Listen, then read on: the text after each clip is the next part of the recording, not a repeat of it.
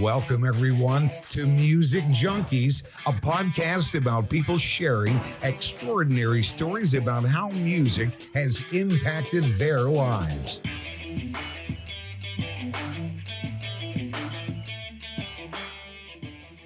Welcome, everyone, to Music Junkies. I'm your host, Annette Smith, and today's guest, she does not fit into any cookie cutter pop punk scene, which I love.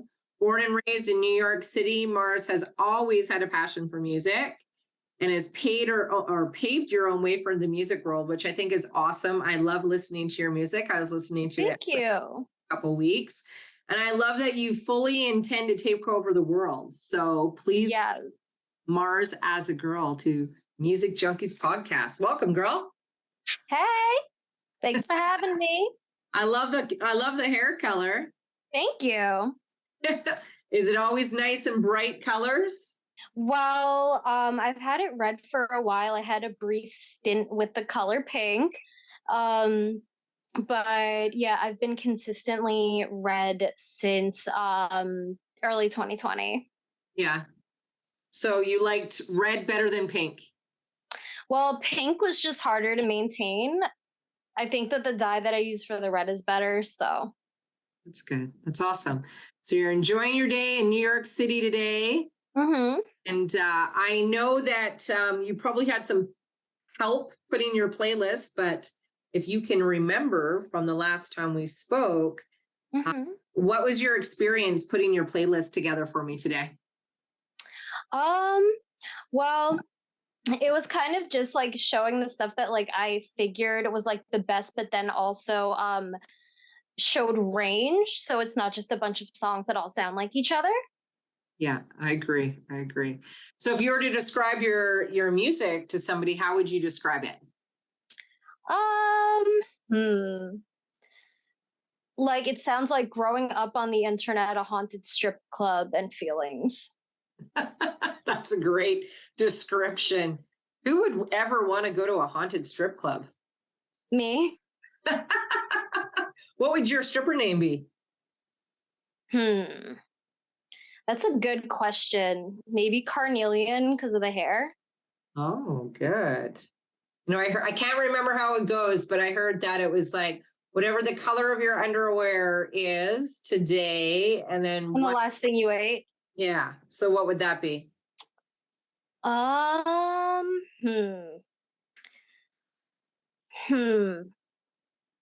Black gelato. That would be an interesting stripper. I love it. All right, we're going to get down to your first song. You ready? Yep.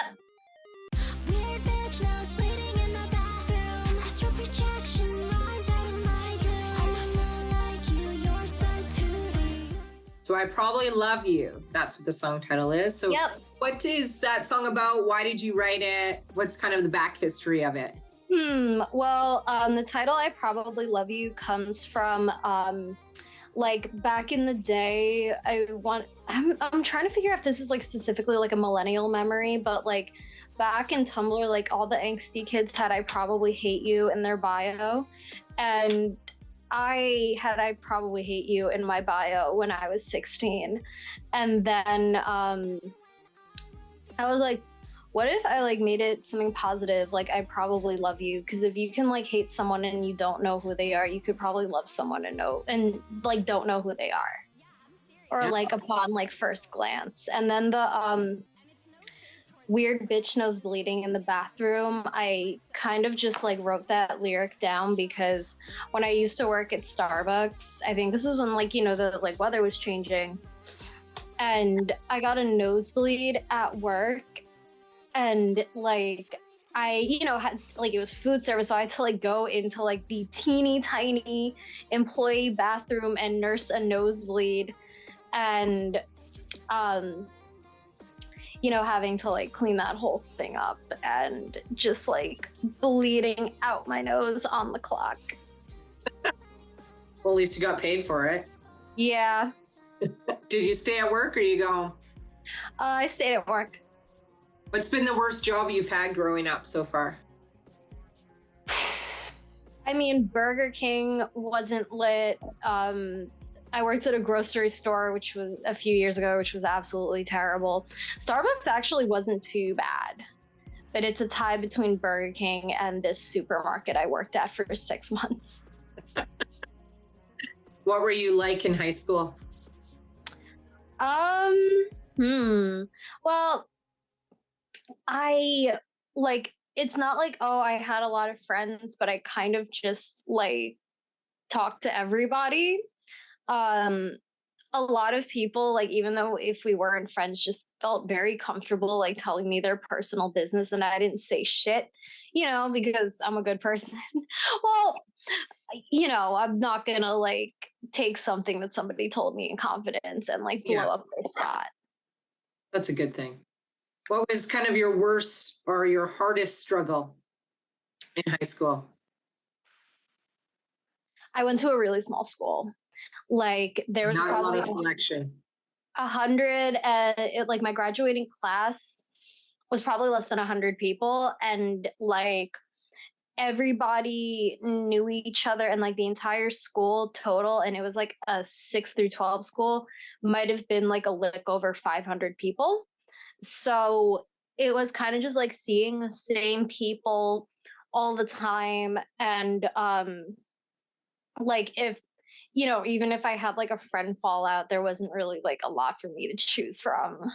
I mean, it's not that like, I had like a terrible traumatizing experience in high school, but I didn't really like meet a lot of people like me. So I spent a lot of time on the internet, and specifically Tumblr, and like, meeting other people that I had compatible interests with, but were like across the country.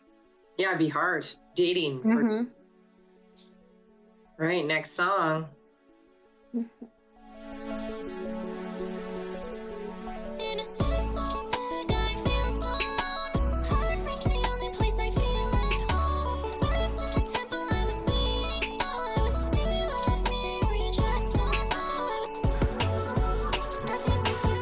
Virgin Heartbreak.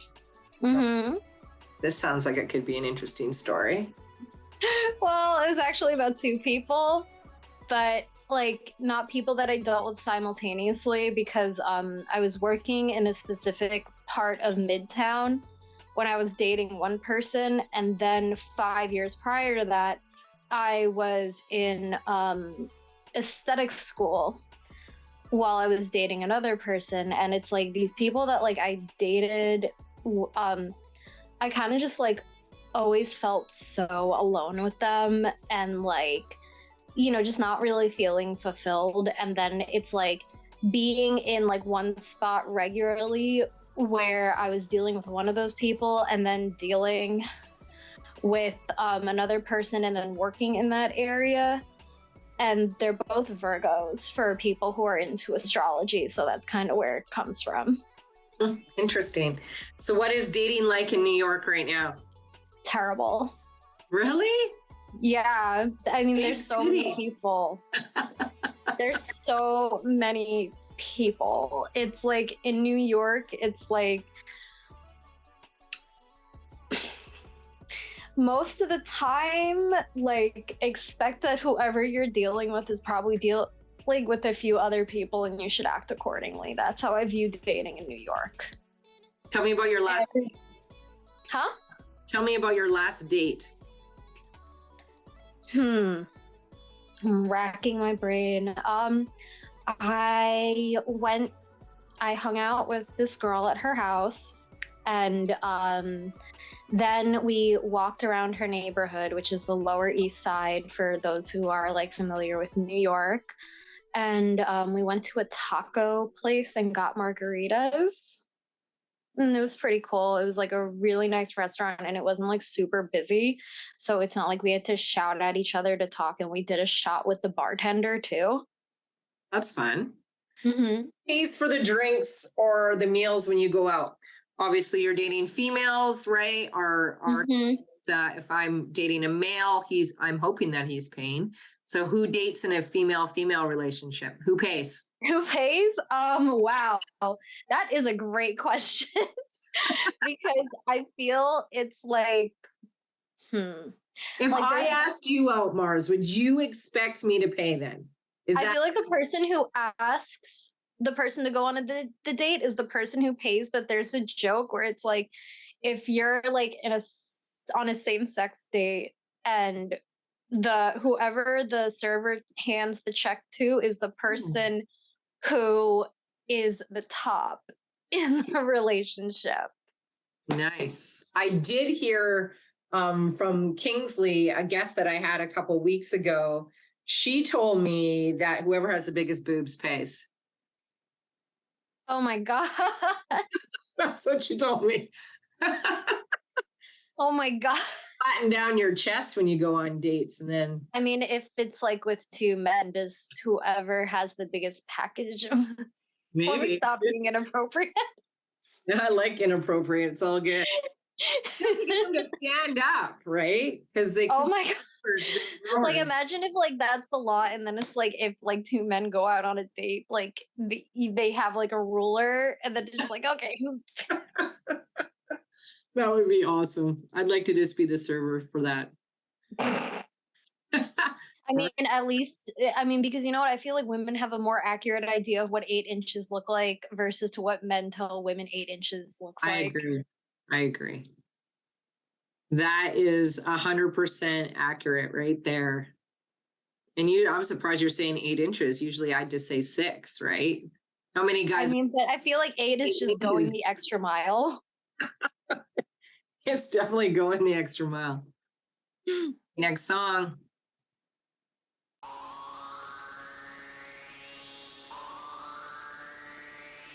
So cry me a river, the fish are sick of hearing me. You bore them with your narcissistic tendencies. Try to stay relevant where you never were. Bind you.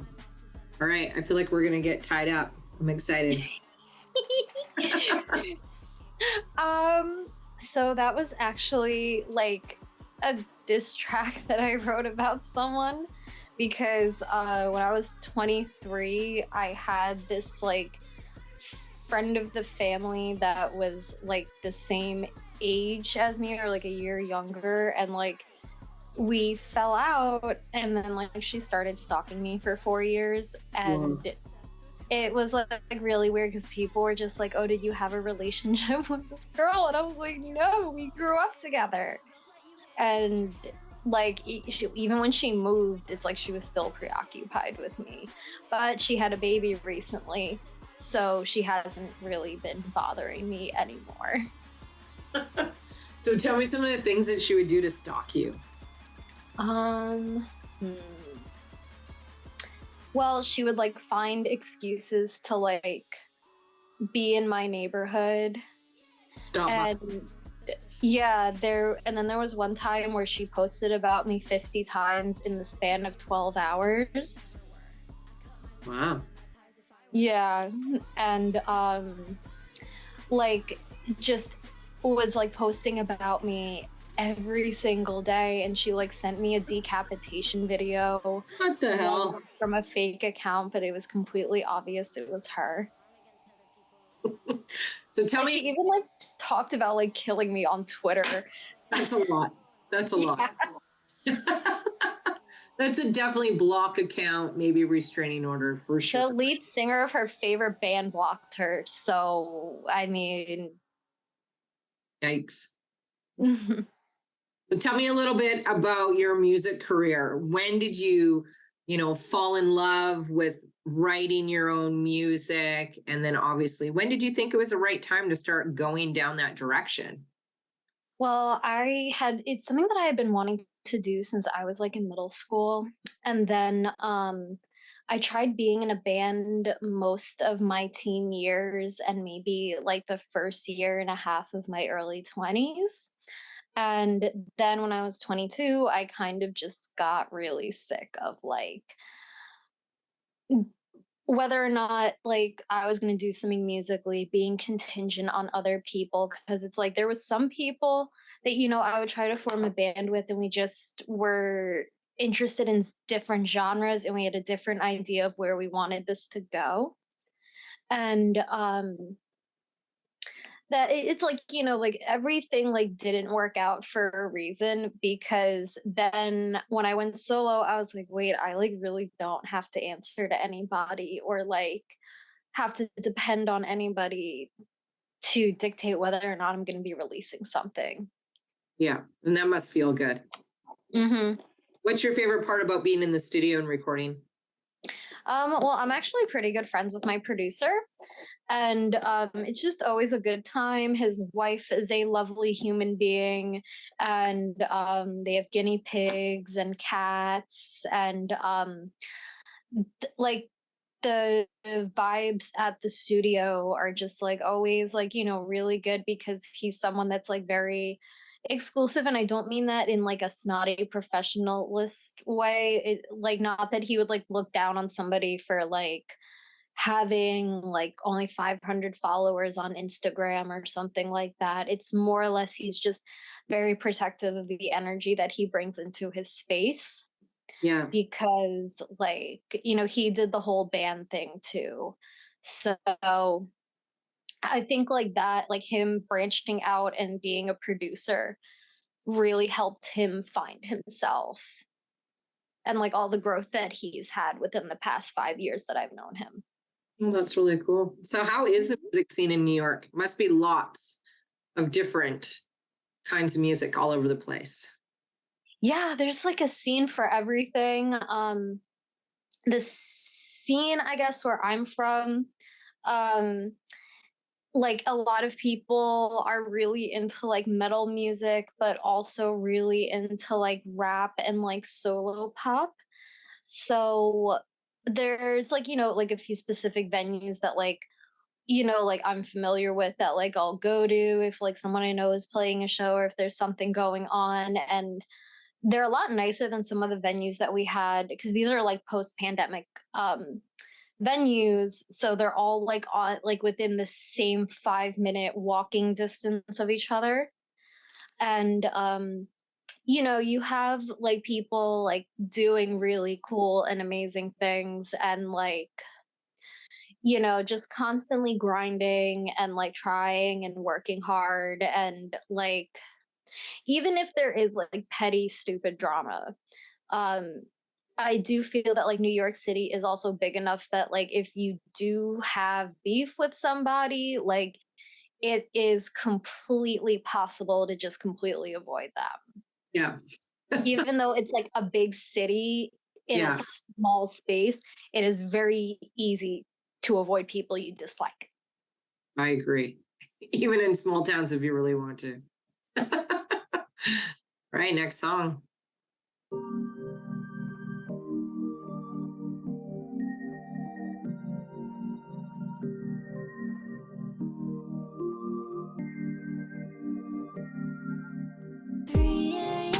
Spray paint the mirror. When it falls silent, I still hear her. 4 a.m. I miss your call. Routine failed me. I've been through it. I love how you look in black. Is this or leather, or what kind of black is this? Like the color.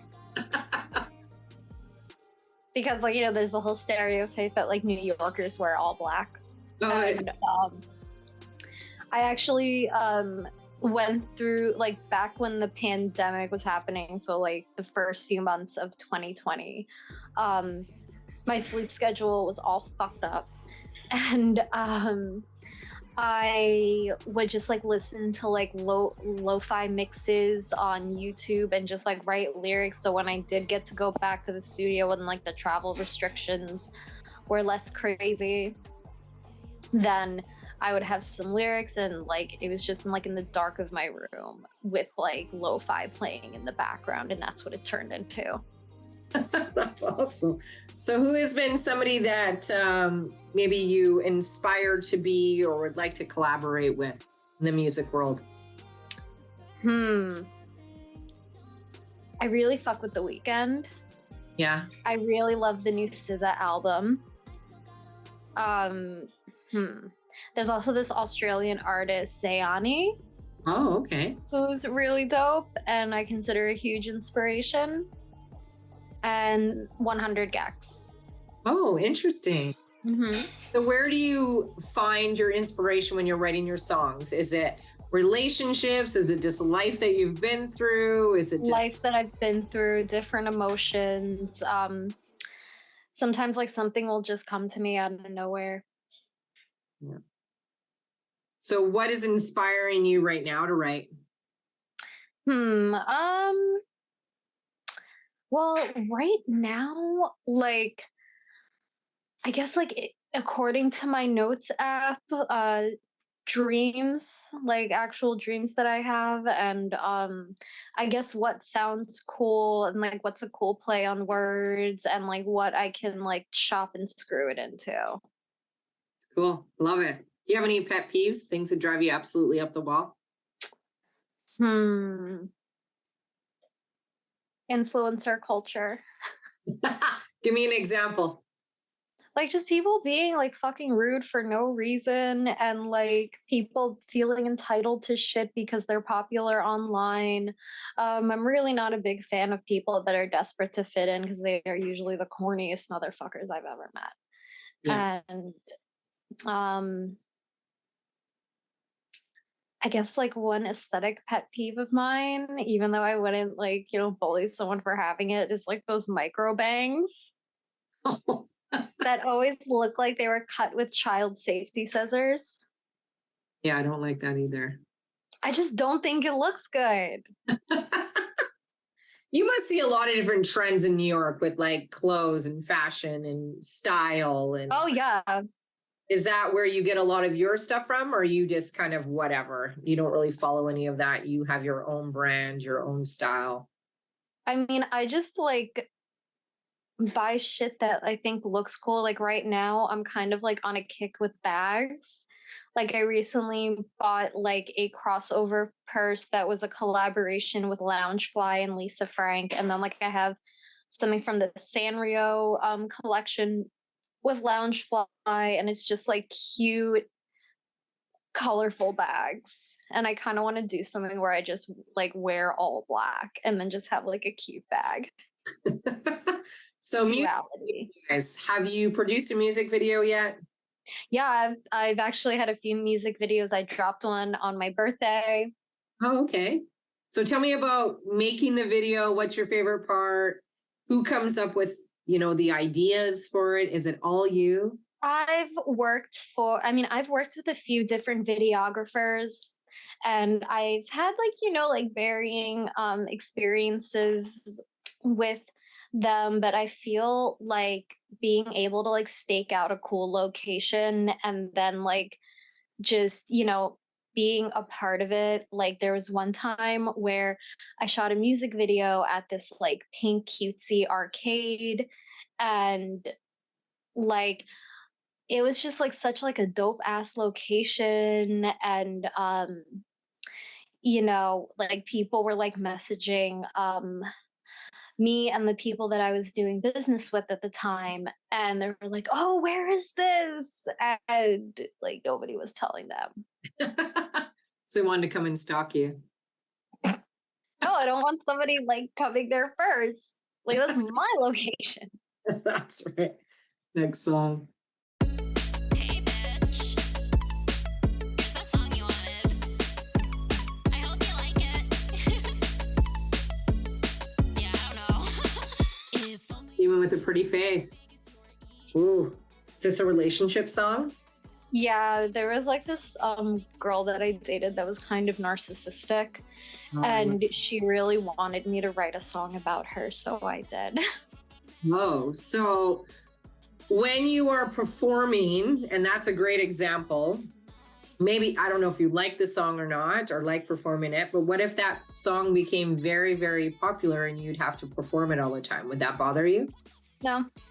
No? Nope. So how do you pick your playlist for when you're performing? Usually I just like stick with stuff that I've released within the last year, put a few unreleased stuff on there, and I want to get into doing covers too. Yeah. So what is your stage presence? Is it just mic? Is it background dancers? Is it a I loud? wish I could do background dancing, but usually with like playing shows, it's just like me on stage with a mic and then like the sound system in the background. Like I haven't like played like a venue that's like extremely huge, but like I've always been able to like find pretty good venues to host events at. But because there was a point where I was curating local shows, and I haven't done one since May because they are like a lot of stress. Like I would say that like booking a show is more stressful than playing a show. And what about your fans? Like, do you have any crazy fans that want or request or have wanted you to sign something outrageous? I don't think that like I would put my signature on something No, so no signing anything. because like there's a lot of different spiritual practices in the world, and it's like I feel like that's like giving someone a lock of my hair. Yeah. Hmm. So if a fan came up to you and asked for a signature, you would just say, no, I don't do art. Yeah, I don't even have like a signature for Mars. Like we can do Wow. a picture, but I ain't signing shit. Yeah, that's just kind of your spiritual belief. Yeah, because that's like giving someone a lock of my hair. Yeah, that's interesting. Not a lot of people would say that. That's really cool that you have those core values and you're sticking to them. So that's awesome. Hmm. Oh.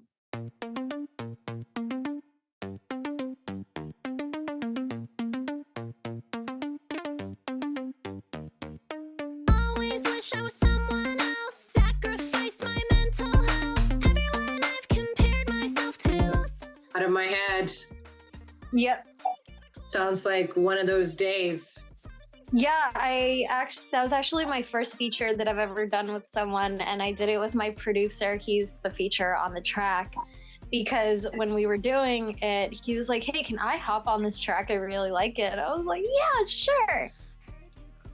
It was originally supposed to be called "The Reason I Dyed My Hair Red." Oh, really? And you didn't change it. Yeah, I felt like out of my head was just easier to remember. Yeah, it is. So you remember your first concert? Like playing or going to? Oh, just that you went to. It was actually Rihanna, the Click 5, and Jesse McCartney in 2005 during what's known as Arthur Ashe Kids Day, where they have activities for, children at some tennis stadium and then like concerts and stuff like that. Mm. So it was like, I saw Rihanna in 2005, like when Ponde Replay just like got popular. And has she been somebody that has inspired you? Like, were you excited about seeing Rihanna? Well, like, I wouldn't say that she's one of like my core influences, but I really dig how she used music to like get her foot in the door with like the beauty industry and like having her own lingerie line and like the lingerie line like being super inclusive. And I like how that she has created an empire for herself. Yeah, and that's what you want to do. Yep. So you want to start with music to take on the world, and then what else do you want to go and do? Film. Yeah? What kind of film? Mhm. Horror. Yeah? Yeah, like psychological horror. Have you been writing some? I wish I had the attention span to write a screenplay. So you want to do more like Rob Zombie kind of horror stuff? Is that what you mean? Like Ari Aster. Okay, nice. Just because that's kind of your thing? Yeah, because I like with Ari Aster, it's like this feeling with his movies, like you're inside of a nightmare. And with Hereditary and Midsummer, it was like two movies about grief, but it was handled completely differently. Like in Hereditary, it's about like a woman losing her mind because like her daughter died, and then in Midsummer it's like about a woman losing her mind and then like basically joining a cult and finding her people after her entire family dies, and she's like in a shitty dead end relationship. Yeah. Do you have a lot of people that support you with your music career? You know what? Like I do have people that are supportive, and I've also been focusing on, like, the people that support me and not the people that don't support me. But I feel like at the end of the day, as long as I support myself, that's what's important. Yeah. How about your parents? Pretty supportive? Um, I mean, I feel like my family's happier that I have a stable, consistent job, so they don't really say anything about music. Is your parents like into music? Do they play an instrument or anything like Nope. that? No, wow. And do you have brothers and sisters that do? Yeah, I have a sister, but she's not into music. Wow, that's interesting. What kind of music did your parents listen to when you were growing up? 90s alternative. Yeah, like Nirvana, Stone Temple Pilots, some No Doubt here and there. I remember hearing Sublime in the car, Red Hot Chili Peppers. yeah. And you're like totally opposite, which is interesting. I do love that music, though. I do feel like No Doubt and Gwen Stefani are a big influence. Yeah, for sure. And she's doing, Because I like No Doubt and I like her solo stuff. yeah, I do too. All right. Next song.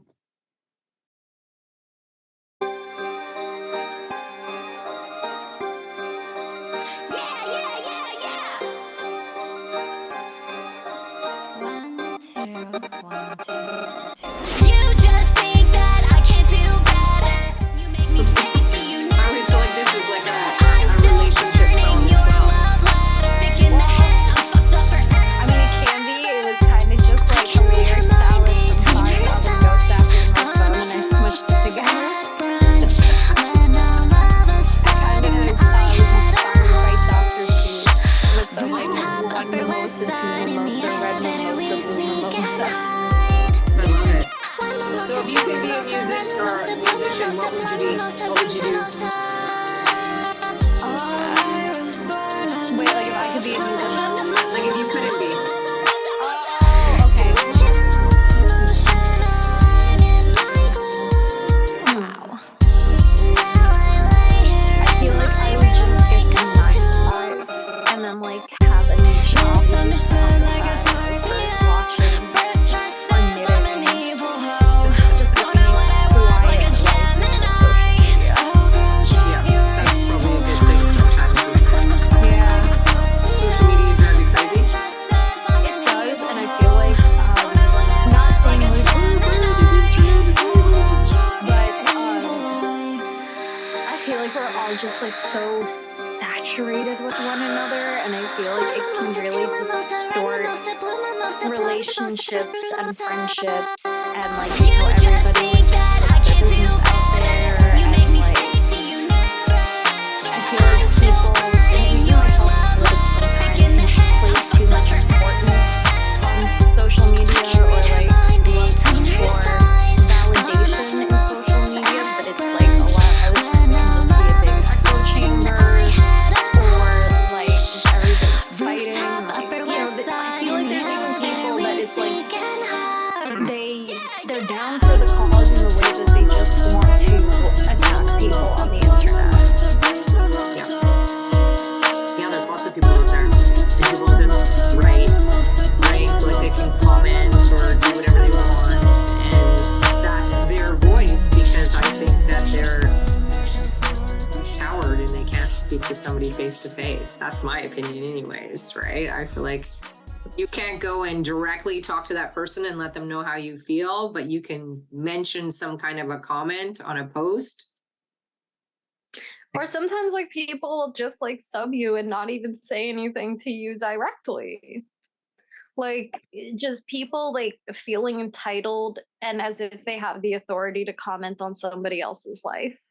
Yeah, I agree. So what do you feel like has been your best song that you've wrote so far?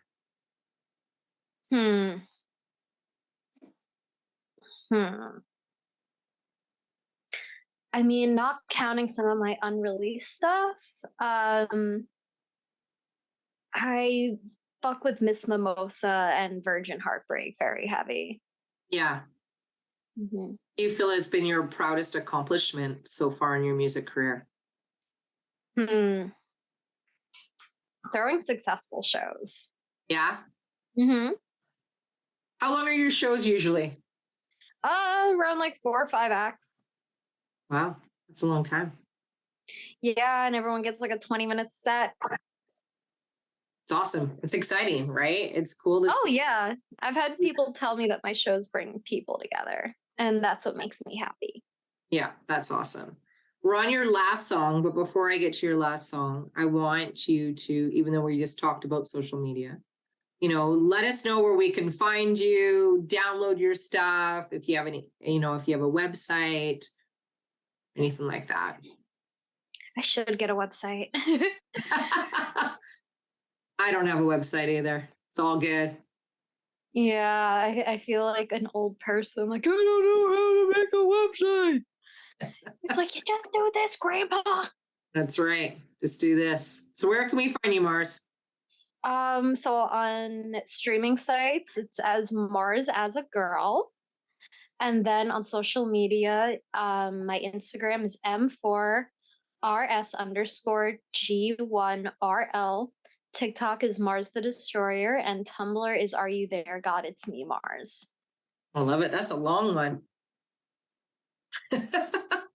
So we're going to play your last song. You ready? Yep. All right, we're killing it.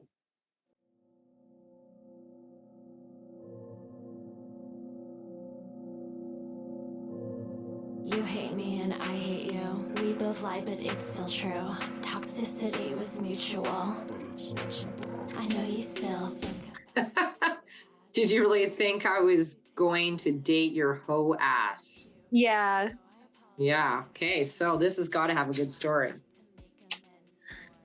I mean, when I was in my early 20s, I got involved with a man that was just not a nice individual. And like the song like isn't about him in the sense that like, I did anything to fuck his life up. He does a grand job of doing that on his own. But he was just somebody that like always thought he was funny when he was putting down other people. So he's just constantly putting yourself down, or? Well, I mean, like with the whole thing that like transpired between me and him is like he was a local musician in the scene, and he was just somebody that was like very insecure and had something to say about everybody. And I just didn't appreciate or fuck with the ego. No, that's good. Right. So it's good that you can get all of this kind of thought process, and whether it's anger or just like getting back into your music. Right. I think it's a great way to vent and release and get it out there, and then you don't have to dwell on it, and you can Exactly. that for sure. So before I let you go, I'd love to ask my guests any words of wisdom that you can share with us. Just be yourself. Simple, sweet, right? Thanks, Mars. I appreciate you being on Music Junkies today. Hope you had a good time. Thanks for having me. Yeah, I think I'm excited to watch you grow in this industry for sure. It's going to be awesome. That means a lot. Thank you so much. You're welcome. Thanks for listening today. Hope you enjoyed the show. New episodes out every Monday. Please share with a friend and subscribe because you want to. And like me because you like me. Leave a comment so we can connect. And if you have a great playlist and you want to share, I'd love to have you on the show. Please reach out to me on Instagram at The Music Junkies Podcast.